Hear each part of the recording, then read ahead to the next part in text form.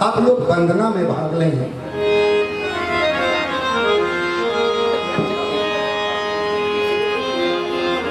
करूं मैं वंदना बंदी छोड़ो साहिब के, करूं मैं वंदना बंदी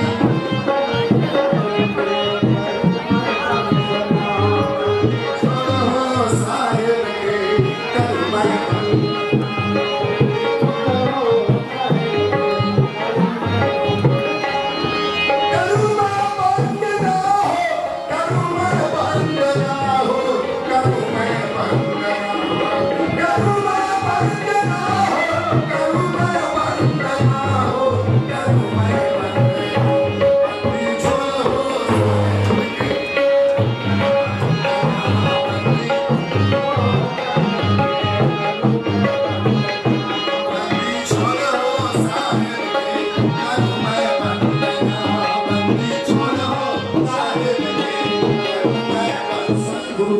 इत्यादि किया करते। आप लोग बैठे हैं अभी सत्संग में। धनी धर्मदास जी कहते हैं करूं वंदना बंदी छोड़ साहब की। आपने सुना बंदी छोड़ का मतलब होता है बंधन से छुड़ाने वाले। सदगुरु कबीर साहब को बंदी छोड़ की उपाधि दी गई। कहा बंदी छोड़ कहानियां पलक शहर मंझार, टूटे बंधन भेस के धन धन कहे संसार। आप सभी जानते हैं बलक बुखारे शहर का बादशाह सुल्ताना साधु संतों को जेल दे दिया था, बंधन में बांध दिया था। सदगुरु कबीर साहब वहां पहुंचकर इन संतों को बंधन से छुड़ाया। नाम पड़ा बंदी छोड़। धनी धर्मदास जी कहते हैं करूं वंदना बंदी छोड़ साहब की। ये भाइयों अधम अभिमानी तब तब धरे प्रभु विविध शरीरा, आकर हरहि सज्जन कहि पीरा। तुलसी करोड़ों युग आया और गया, मुख युग सतयुग त्रेता द्वापर और कल युग। ये चार मुख युग माने गए। सतयुग की आयु ज्योतिष ने कहा 17,28,000 वर्ष की थी। संप्रदाय मत के मुताबिक काल पुरुष का 4 अवतार सतयुग में हुआ।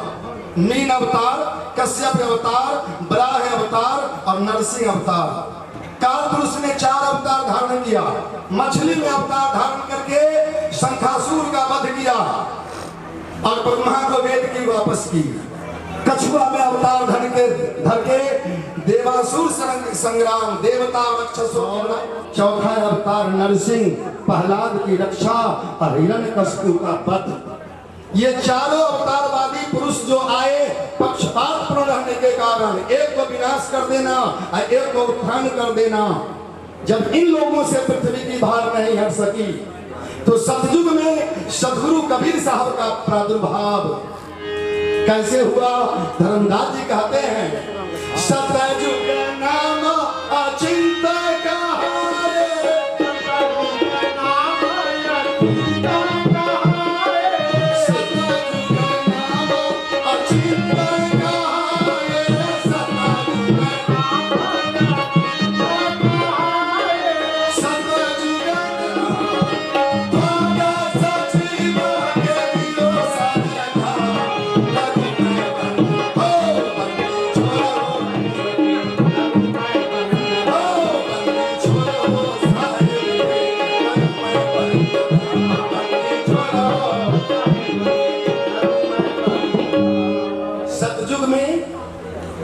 कर्तावादी पुरुषों से इस पृथ्वी की भार नहीं हट सकी तो सदगुरु कबीर साहब का प्रादुर्भाव अचिंत नाम से हुआ।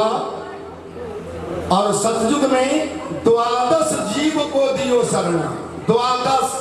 10 और 2 12 जीव ने ही कबीर साहब की वाणी को हृदयंगम किया और इस संसार सागर से पार जाने का मार्ग प्रशस्त किया। लोग कहते हैं सतयुग में सत्य की चर्चा होती थी। मुझे तो इन वाणियों से लगा कि सतयुग में महाकुकर्म होता था, ताते काल पुरुष को 4 बार आना पड़ा। क्योंकि विष्णु पुराण में भगवान विष्णु ने कहा है कि मेरा अवतार कितना कष्टदायी है, जरा सुनो दुनिया वालों। जन्म हजार आन के जोई ममय अवतार एक सम होई। एक आदमी 1000 बार जन्म लेगा मरेगा, जितना कष्ट आदमी को 1000 बार में होगा उतना बड़ा कष्ट काल पुरुष को एक अवतार धारण करने में होता है। तो सतयुग में काल पुरुष ने 4 अवतार धारण किया। इससे साबित होता है कि सबसे बड़ा कुकर्म सतयुग में होता था। सतयुग से थोड़ा सा पाप कट गया तो त्रेता युग आई। त्रेता की आयु ज्योतिष ने कहा 12,96,000 वर्ष की थी। संप्रदाय मत के मुताबिक काल पुरुष का 3 अवतार, परशुराम, राम, बावन। परशुराम जी आए क्षत्रिय को विनाश करने के लिए फरसा लेकर के, राम आए धनुष्वान लेकर के रावण को मारने के लिए, और 52 अवतार धारण करके राजा बलि को बता भेजने के लिए इनका अवतार हुआ। पक्षपात पूर्ण होने के कारण इन लोगों से भी पृथ्वी की भार नहीं हट सकी, तो सदगुरु कबीर साहब को त्रेता युग में आना पड़ा। कैसे आए त्रेता में? धर्मदास जी कहते हैं, त्रेता नाम मुनि कहा,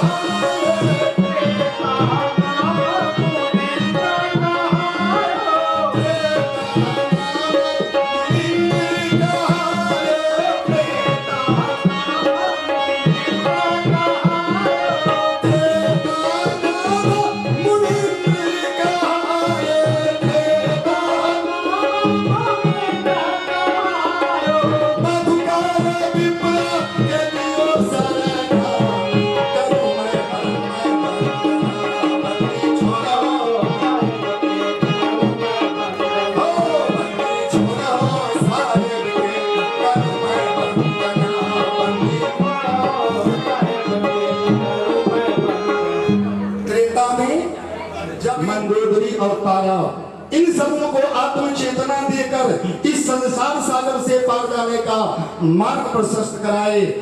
त्रेता से थोड़ा सा पाप कट गया तो द्वापर युग आई।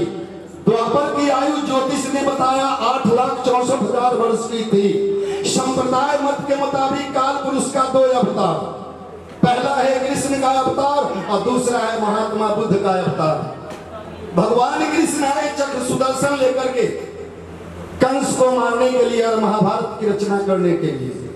महात्मा बुद्ध सत्य और अहिंसा को प्रतीक लेकर के तो जरूर आए, लेकिन इन्होंने शोषित दलित जनता के तरफ नजर उठा के नहीं देखा, इसलिए इनके भारत में मात्र 4-5 गो शिष्य हुए। चंद्रगुप्त मौर्य, सम्राट अशोक, बिंबिसार, मगध के राजा महाराजा लोग इनके शिष्य बने। इनके शिष्य बने कहाँ? चीन में, जापान में, ऑस्ट्रेलिया में, अफ्रीका में। जितना भी बुद्ध स्तूप बना हुआ है सब पर जाके देखिए चीनी लोग जमाए हुए हैं। भारत के लोग तो वहां मंदिर में पोछा लगाते हैं। जब इन दोनों कर्तव्यवादी पुरुषों से इस पृथ्वी की भार नहीं हटी तो द्वापर में सदगुरु कबीर साहब का प्रादुर्भाव कैसे हुआ? धर्मदास जी कहते हैं, द्वापर नाम करो नाम कहा है, द्वापर नाम कहा है, द्वापर नाम करो नाम कहा है,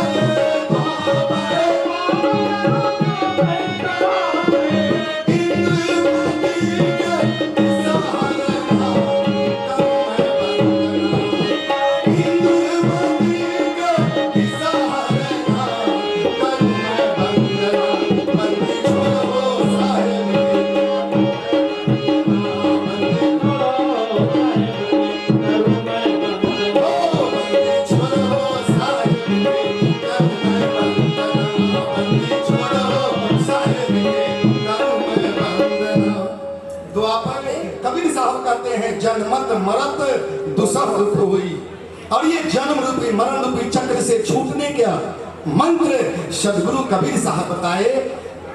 द्वापर युग में करुणामय नाम से आते इंद्रमती को सत्य धर्म का उपदेश दिया। वर्तमान युग जिस युग और अभी तक काल पुरुष का कोई अवतार नहीं, और सदगुरु कबीर साहब का प्रादुर्भाव इस भारत में एक बार नहीं 14 बार हो चुका है।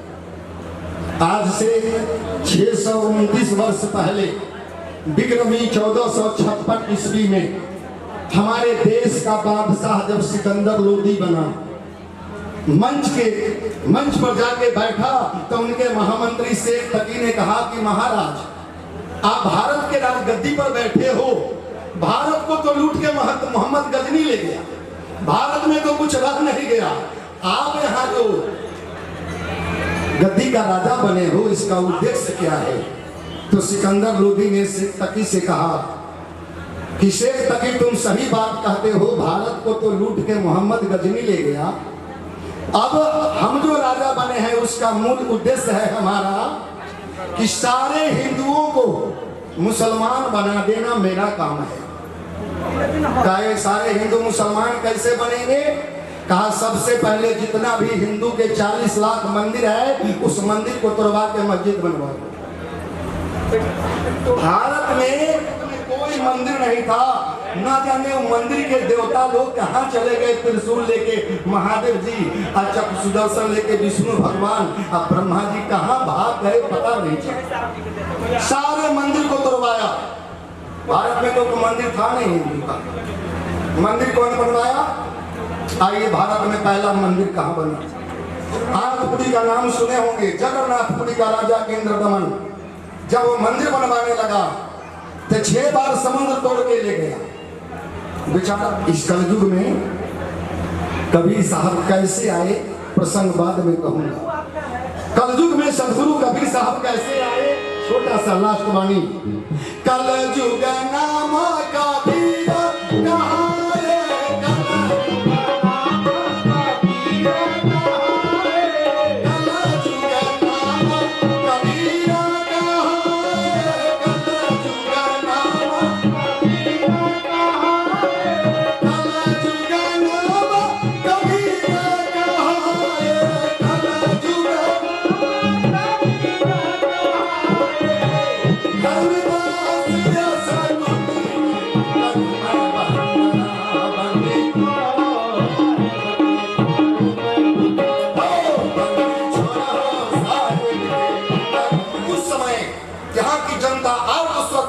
पुकारने लगी और पुकार पर सदगुरु कबीर साहब का प्रादुर्भाव काशी के लहर तालाब में विकसित दशा क्या थी, विश्व के इतिहास को उलट करके देखिए।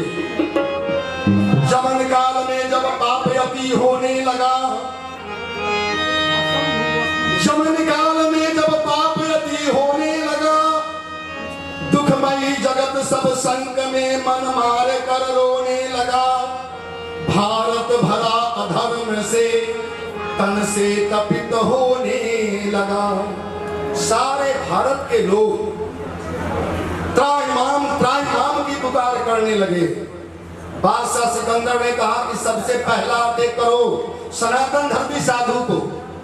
उस दिन कविपंथी साधु नहीं थे चंदन वाले, सनातन साधु थे जिनको 3 वो चंदन, इधर से राम, इधर से सीता, बीच में सीता और इधर से लक्ष्मण जी, 3 चंदन लगाने वाले। कहा पहले सनातन धर्मी साधु को पकड़ के लाओ। कहा क्यों? कहा स्नान करके पूजा पाठ करके 3 घंटा लगाता है ना, इस साधु को पकड़ के लाओ।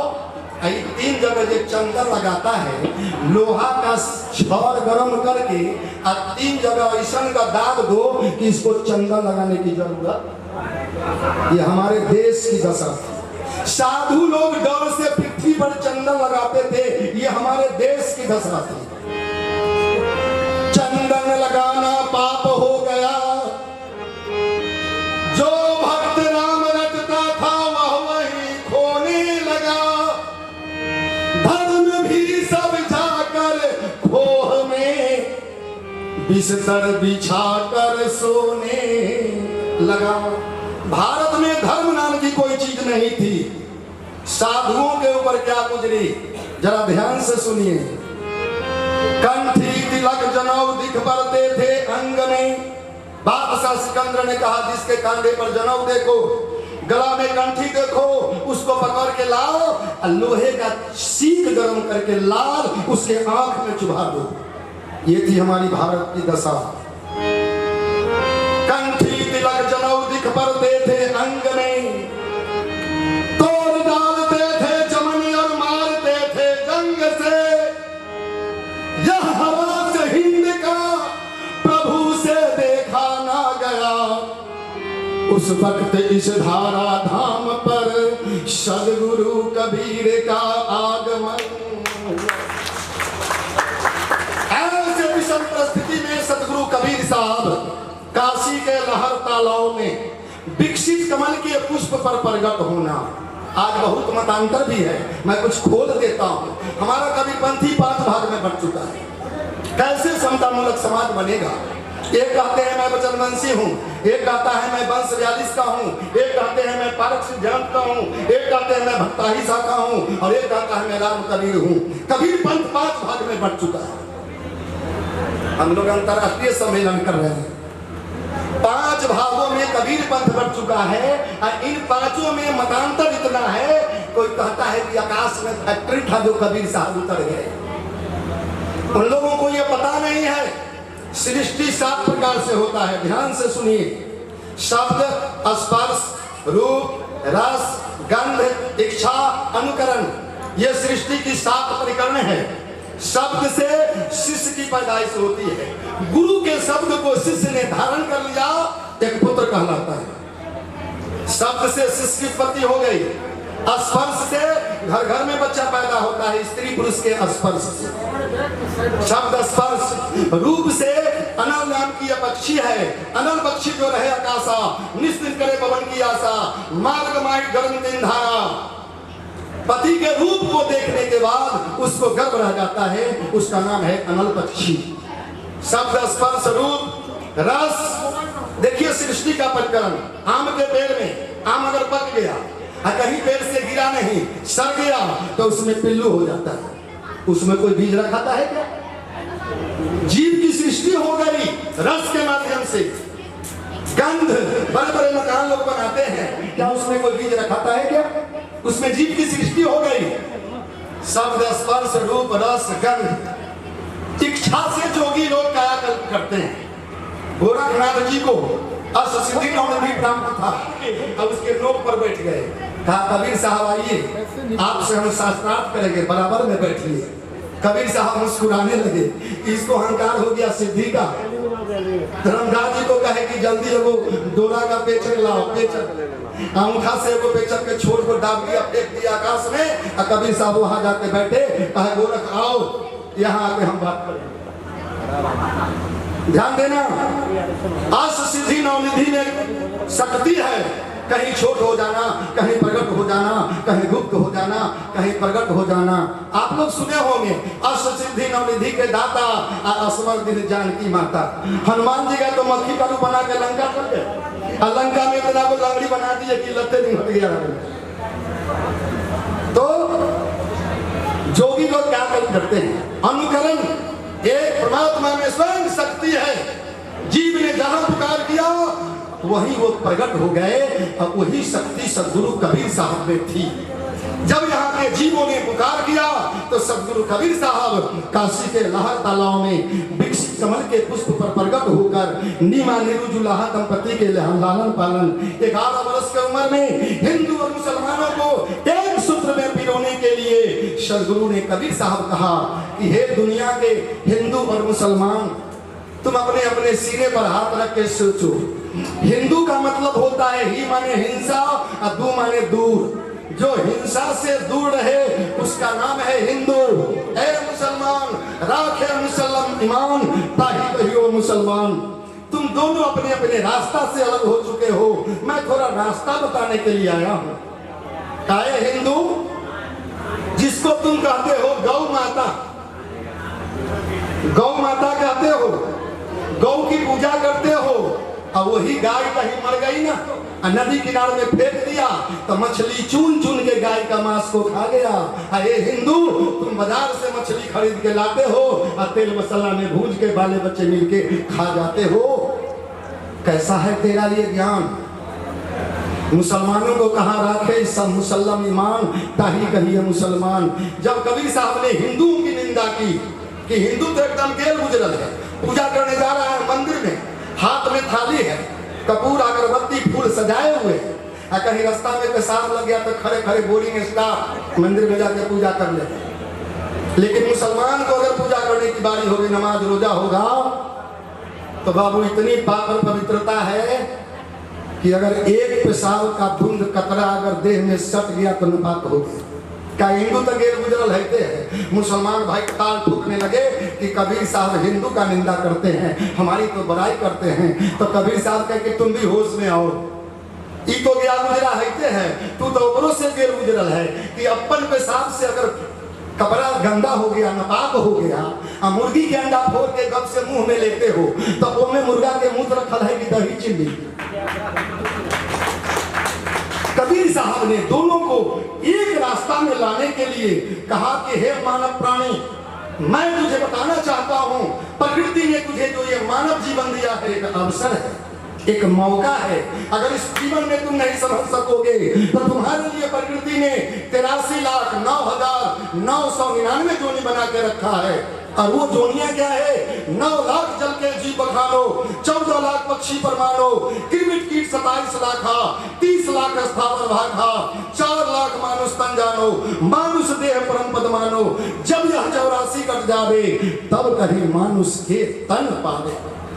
एक जोनी में 1 बरस रखा जाए तो 84 लाख वर्षों के बाद ये मानव जीवन मिलेगा। इसलिए सदगुरु कबीर साहब ने बीजक में एक पद रखा है। उन्होंने क्या कहा? अवसर बहुत भलो रे भाई, अवसर बहुत भलो रे भाई, अवसर बहुत भलो रे भाई।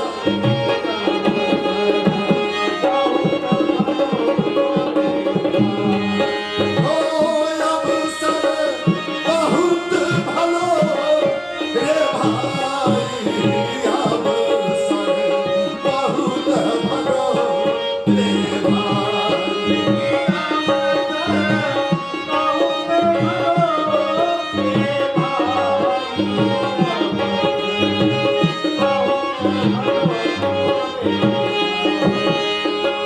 जो नहीं याद बन को दूरे लब, सो देहिया तुम पाई।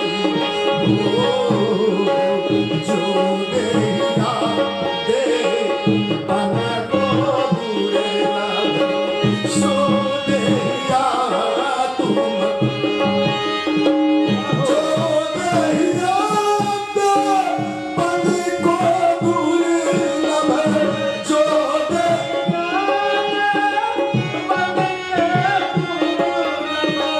सो देहिया तुम पाई ये भाई, सो देहिया तुम पाई।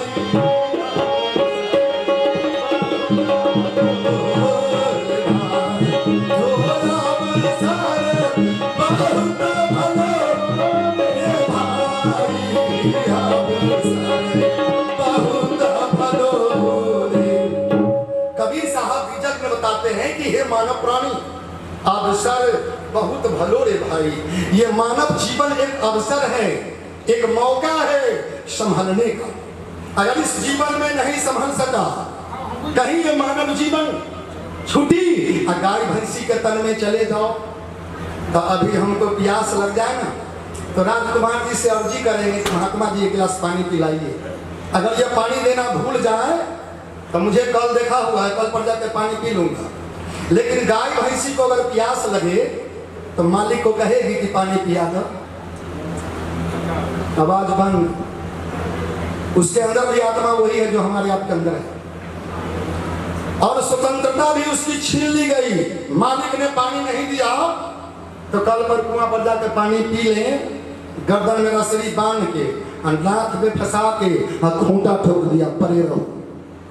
सदगुरु कबीर कहते हैं अवसर बहुत भलो रे भाई, काहे तो जो देहिया देवन को दुर्लभ।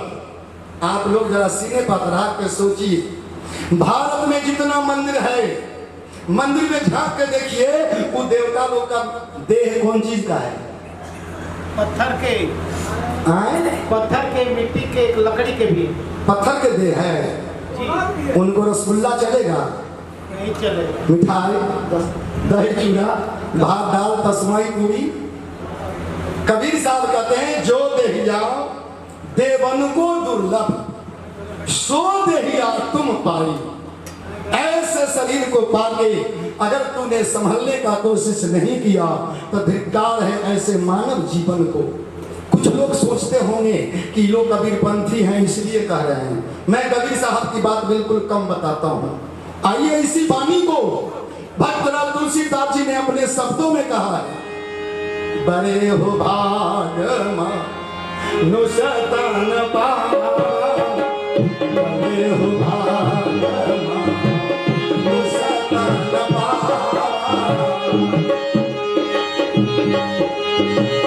बड़े हो भाग मनुसतन पावा, बड़े हो भाग मनुसतन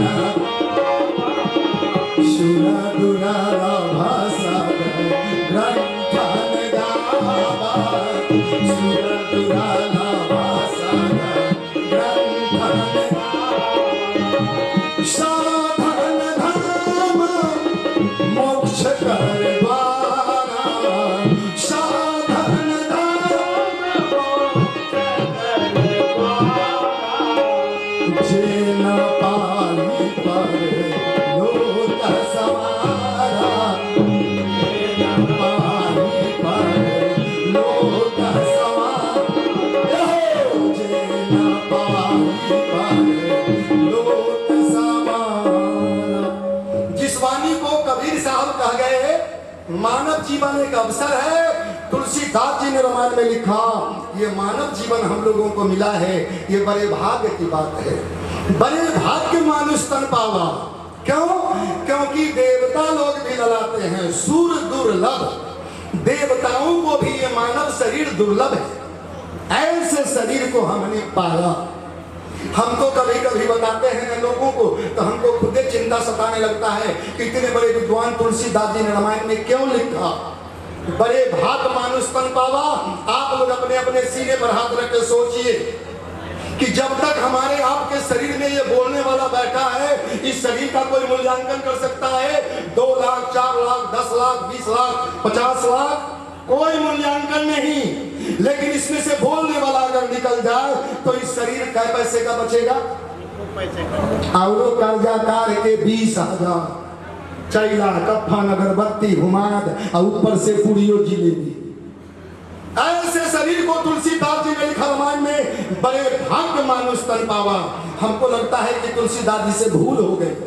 अगर वो रामायण में लिख दिए होते बड़े भाग भैंस तन पावा 10 लोटा दूध सेंटर पहुंचावा।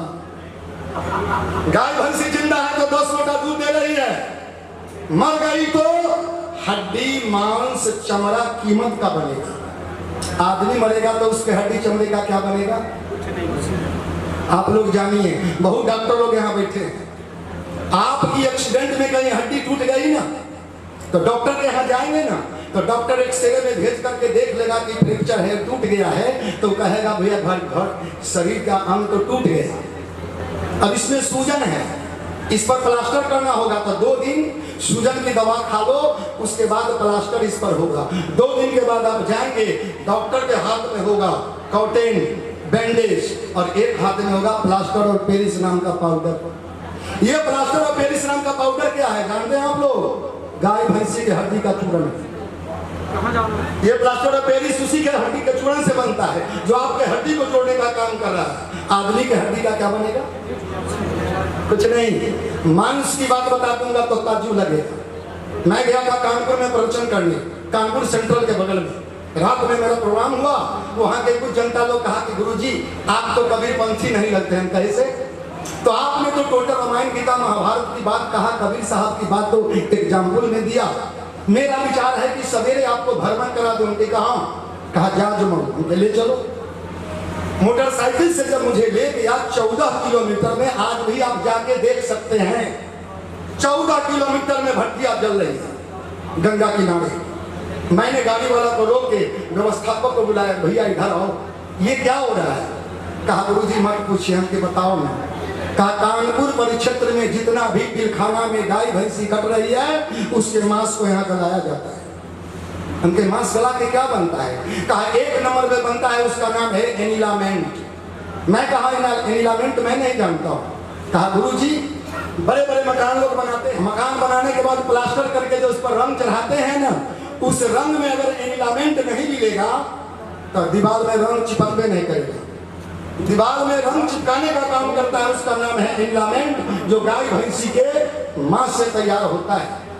आगे बढ़ा, ताजुब लगेगा आपको, 1 किलो, आधा किलो, 250 ग्राम का कुछ डिब्बा पड़ा था।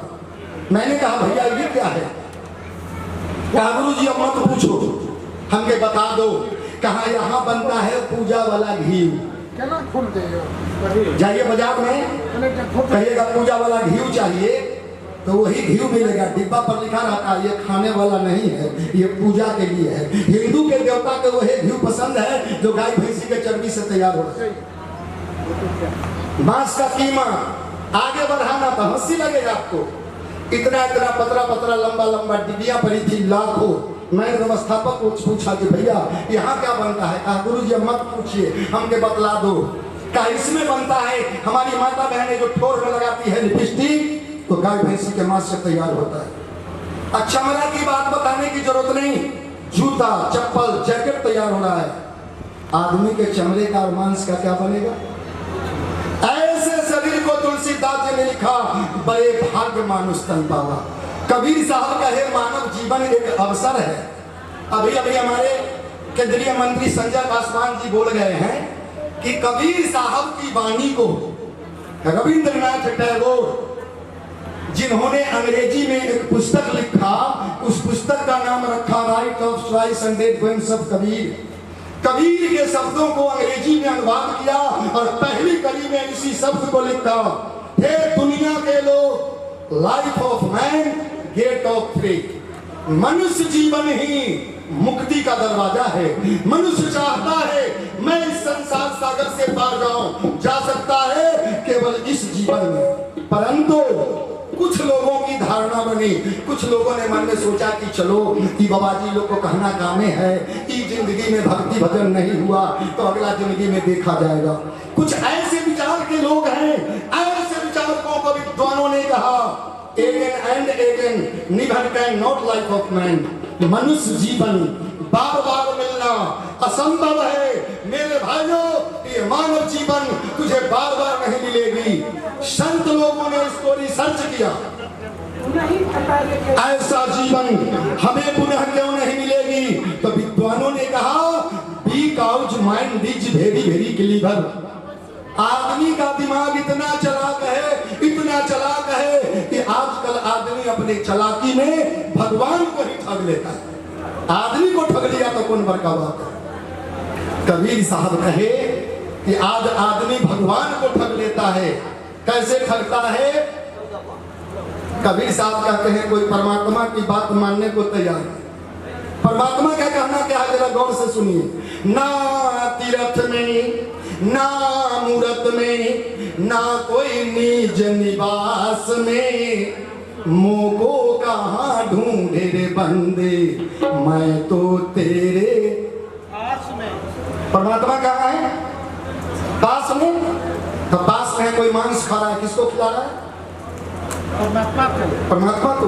मछली खा रहा है, किसको खिला रहा है? परमात्मा को खिला रहा है। अंडा खा रहा है, किसको खिला रहा है? परमात्मा। दारू पी रहा है, किसको पिला रहा है? परमात्मा। गांजा पी रहा है, किसको पिला रहा है? बीड़ी सिगरेट पिला है, किसको पिला रहा है? खैनी लगा के खिला। पूज करो क्यों? हर पल तेरे साथ खड़ा हूँ, मुझको जरा महसूस करो।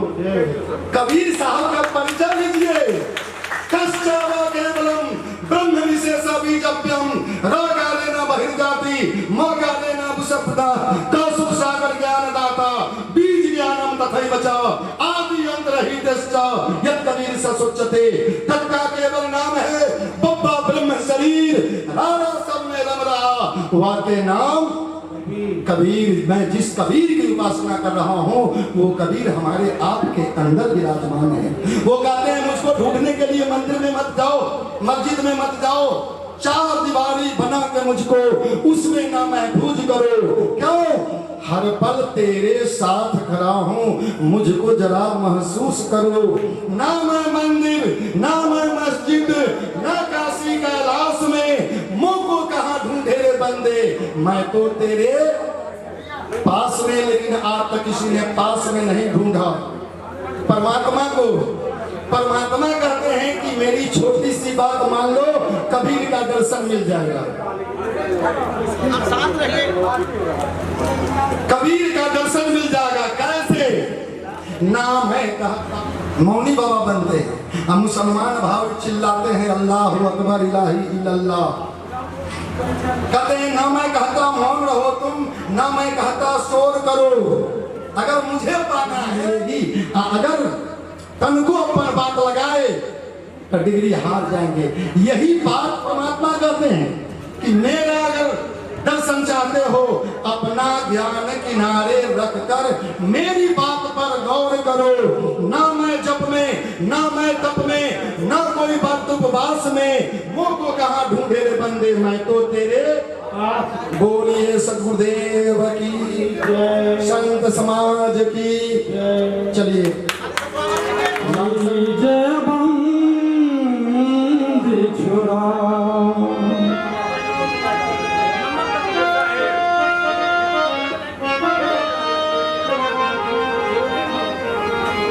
काल जाल बहु फेर में परिहा में दीपत गमा शरण आय के लाज है सदगुरु ने। साहेब बंदगी, साहेब बंदगी, भैया पीछे आ जाओ प्लीज भैया। साहेब एक साथी है। भैया क्या है? भैया आप थोड़ा पीछे आ जाओ, बहुत जगह है। तुराग रंग में दुनिया झूमी, तुम ध्यान से सुनिए साथी। राग रंग में दुनिया रमी, चटक मटक में नारी, भक्ति भाव में साधु है तो बिरला पुरुष है। ध्यान दीजिए, इस मंच के अधिकार, यह भजन प्रवचन सुनने के अधिकार संसार में भयो मोतिया बिंद। तुलसी बाबा पूरे भारतवर्ष के लोगों को गाली दे के समझाया और भक्ति भी घर में दिखा दिया। कैसे दिखाया? कि जहाँ सुमति तहाँ संपत्ति नाना, और जहाँ कुमति तहाँ विपत्ति निधान। ध्यान दीजिए, लेकिन कबीर साहब ने हमारा क्या कहा से देखिए। कर्म करे सो पुत्र हमारा, कथनी कथे सो नाती, रहनी रहे सो गुरु हमारा, हम रहनी के साथी। इसका अर्थ है सदगुरु कबीर साहब कहते हैं, जो अपने मुक्ति को बात, अपने भक्ति को बात जान लिया तो वह मेरा गुरु है, वह मेरा पिता है, वह मेरा दादा है, वह मेरा परदादा है। और आज तक हम लोग कबीरपंथ से, कबीर साहब का अनुयायी होते हुए कितना समझ रहे हैं, विचार करने की बात है। विचार कीजिए, अगर नहीं जाना अपनी भक्ति मुक्ति के तो एक भजन सुना रहा हूँ, भजन सुनिए।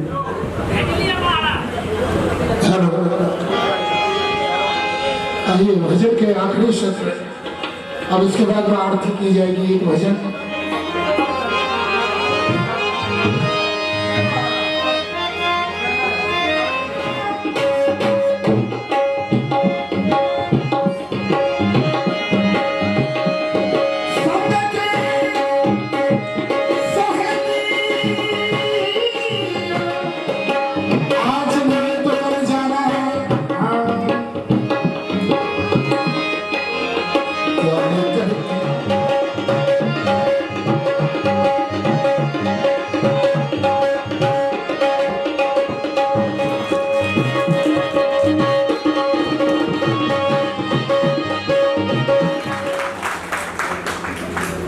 मेरा ताल्लुक हजरत निजामुद्दीन औलिया हजरत अमीर खुसरो उस आस्थाने से मेरा ताल्लुक है। मेरे बाप दादा परदादा सब वहीं के दरबारी सूफी सिंगर हुआ करते थे, कव्वाल हुआ करते थे। मेरे नाना ध्रुपद गाते थे, लेकिन वो थे हम तो भी हम सीख ही रहे। और हमारी एक बड़ी अकीदत है, श्रद्धा है कबीरदास जी से कि ऐसी कबीर साहब ऐसी विभूति है, ऐसी शख्सियत है। हाँ, क्या बात है। ना देखा कुछ नियम धर्म में, ना देखा कुछ पोथी में, ना देखा कुछ नियम धर्म में, ना देखा कुछ पोथी में। कहे कबीर सुनो भाई साधो, जो देखा दो रोटी में। और हकीकत बात यही है, हर मजहब के अंदर इबादत होती है, पूजा होती है, सब कुछ होती है। अगर पेट के अंदर अगर रोटी नहीं है, वो सब उसका कोई मतलब नहीं रह जाता, किसी भी मजहब ले। लेकिन कबीरदास जी और कबीर साहब ने जो कहा है वो एक बहुत बड़ी इंसानियत का सबूत दिया है। और उनके बगैर हिंदुस्तान और आदमी की आदमियत इंसानियत अधूरी है। जो भी कुछ मुझे आता है मैं उनकी नजर कर रहा हूँ, कबीर साहब की।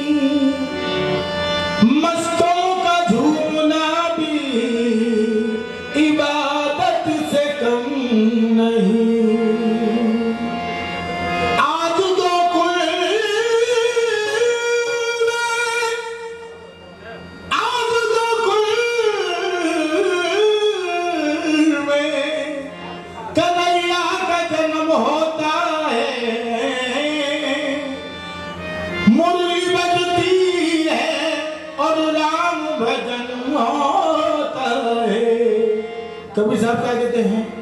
मन लागो मेरो यार, लागो मेरो यार, फकीरी मेरे मन लागो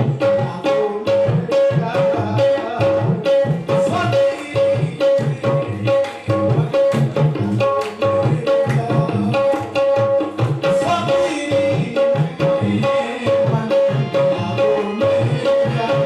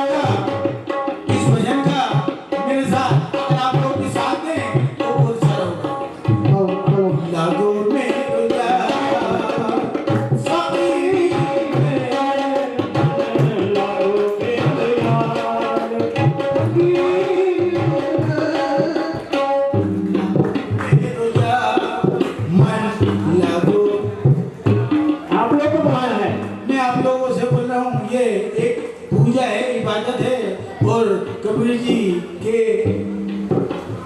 समक्ष ये पेश किया जा रहा है, उनको हमारी अकीदत पेश की जा रही है। लाडो मेरे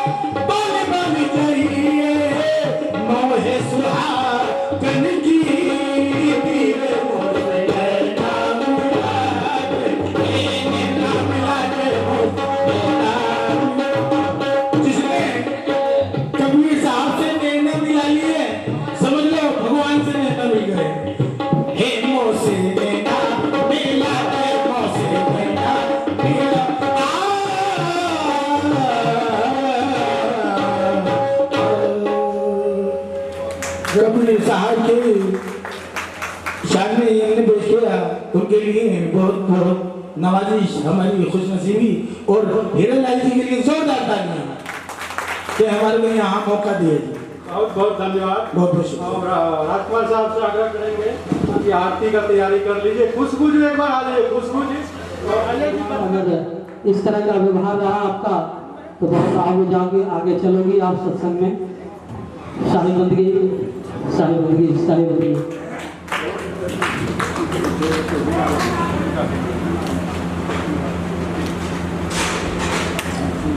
चलिए आरती चला दीजिए।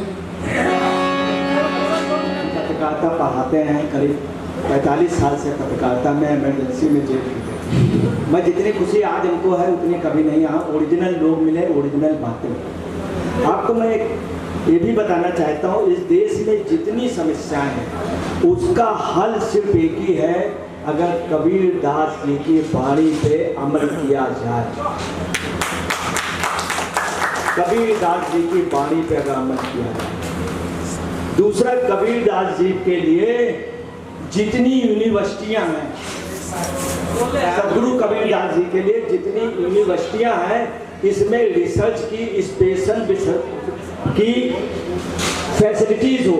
ताजुब की बात है, तमाम बच्चे कबीरदास जी पे रिसर्च करना चाहते हैं, हाँ कबीर साहब पर रिसर्च करना चाहते हैं, परंतु उनको गाइड नहीं मिलते, यूनिवर्सिटी प्रमोट नहीं करती। एक कटु सच है। जितनी नेशनल यूनिवर्सिटी हैं, नेशनल यूनिवर्सिटी के अलावा 2-3 यूनिवर्सिटी पूरे देश में नॉर्थ साउथ ईस्ट वेस्ट में होनी चाहिए जो कबीरदास जी के नाम पर हो।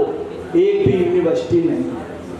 चौथा, कबीरदास जी का के जन्मदिन पर खास तौर से पूरे देश में हॉलीडे होना चाहिए, गस्टेड हॉलीडे होना चाहिए। पंजाब और हिमाचल में ही सिर्फ है। ताजुब की बात यह कि पूरे देश में होना चाहिए। दूसरा, टीवी चैनलों पे सुबह के उसमें कबीरदास की वाणी होना चाहिए। और मोदी जी जो राष्ट्र के नाम संदेश देते हैं, मन की बात जो बोलते हैं, उसमें कबीरदास जी का सिर्फ एक दोहा जरूर बोला है। अगर ऐसा बोलेंगे तो देश में शांति होगी। अब आपको बता दें कि कबीरदास जी के दोहे को IMF ने लिया है, इंटरनेशनल मॉनेटरी फंड ने लिया है, परंतु अपने यहाँ नहीं लिया। उन्होंने लेबर पे जितना अच्छा बोला है, आपको ताजुब बता दें कि जापान की गवर्नमेंट और चाइना की गवर्नमेंट उनके उसको मानती है कि कर्म प्रधान है। सब लोगों ने माना। ये किसकी थी देन? ये कबीरदास की थी। आपने सुना होगा चरखे से आजादी। चरखे का जो सतह है और कपड़े के लिए सूत काटने से, वो कबीरदास का कंसेप्ट था। कबीरदास जी जान रहे थे देश इसलिए डेवलप था, हमारा कपास का कपड़ा विदेशों में जाता था। विदेशों में अंग्रेजों ने उसको बंद किया। महात्मा गांधी को, तिलक को उतरना पड़ा उसकी रक्षा के लिए। ये कबीरदास जी ने पहले समझ लिया था। याद रखिए, कबीरदास जी युग दृष्टा थे। वो देश की स्थिति जानते थे, समाज की जानते थे, दुनिया की जानते थे। उन्होंने सबको एक करने का पहला संकल्प दिया। हिंदू मुस्लिम जबरदस्त मतभेद थे, उनको माना गया और कबीरदास जी प्रकट हुए थे। ये सच है, कबीरदास जी प्रकट हुए थे। आपको ये भी बता दें, जिस तरह से उन्होंने अंधविश्वास का विरोध किया है, तमाम कुरीतियों का किया है कबीर साहब ने, और जिस तरह से उन्होंने इकोनॉमी पे दिया, साइंस में वैज्ञानिक दृष्टिकोण था हर एक उसमें, ये किसमें था? कबीरदास ने। और उन्होंने कहा तो देश के लिए बेहद जरूरी। मैं आपको ये भी बता दें, यजुर्वेद में अध्याय 19 में मंत्र 26 में भी कबीर देव जी का वर्णन है, जिन्हें कबीर साहब कहते हैं कबीर देव के रूप में। हम गलत शब्द बोल रहे थे कबीरदास, इसके लिए हम सॉरी मांगते। बिल्कुल वेद में दिया है कबीर देव। दूसरी आपको बता दें, यजुर्वेद के अध्याय 19 में मंत्र में 26 मंत्र में 19 अध्याय पे भी इनका कबीर देव जी का उल्लेख है। अब समझ लीजिए कबीर देव जी का कितना बड़ा माया मोह ठगनी माया के जितना अच्छा कबीरदास जी ने बोला है। अगर उसको हम लोग संकल्प ले लें, कबीरदास जी के एक उसमें मैथमेटिक्स है, पूरी साइंस है। अगर हम अमल कर लें तो देश की बहुत समस्याएं, जातिवाद के लिए पूरा देश परेशान है, धर्मवाद मजहबवाद के लिए कबीर जी ने सलूशन दिया। इसलिए इस देश का इस अंधेरी कोठरी में सिर्फ एक रोशनदान, कबीर साहब। दोस्तों नमस्कार, मैं अजय पत्रकार। बहुत बढ़िया साहब, अजय पत्रकार साहब। चलिए, उनके बैठा हुआ है तो कभी भी हम लोग अगर लगाएं तो दास ना लगाएं। सदगुरु कबीर साहब अगर हो सके तो ये तीनों जोड़े, सदगुरु कबीर साहब। बोलिए सदगुरु कबीर साहेब की, आज की समैया की, आज की सत्संग की, विशेष करके हमारे बगरा साहेब की बहुत बहुत दया किए हैं। आज इनको टाइम कभी भी नहीं रहता है। बगरा साहब दया करके हम लोगों को थोड़ा समय दिए हैं। आगे हम लोग विचार करेंगे साहब के लिए। इस बार जो दिक्कत हुई है हम सबों की तरफ से क्षमा हम आपके चरण में झुक करके मांगते हैं। कोई दिक्कत हुई हो तो यहीं भूल जाइएगा और स्नेह प्यार के साथ अब आरती की कार्यक्रम शुरू करें। हमारे आज अब गुड़िया और रंजीत साहब, डॉक्टर रंजीत साहब और धीरे धीरे आप लोग आरती की तैयारी कीजिए। साहेब बंदगी, साहेब बंदगी। आरती आगे नहीं आएंगे, अपने अपने सामने बैठे बस चाहिए आरती करेंगे। आरती की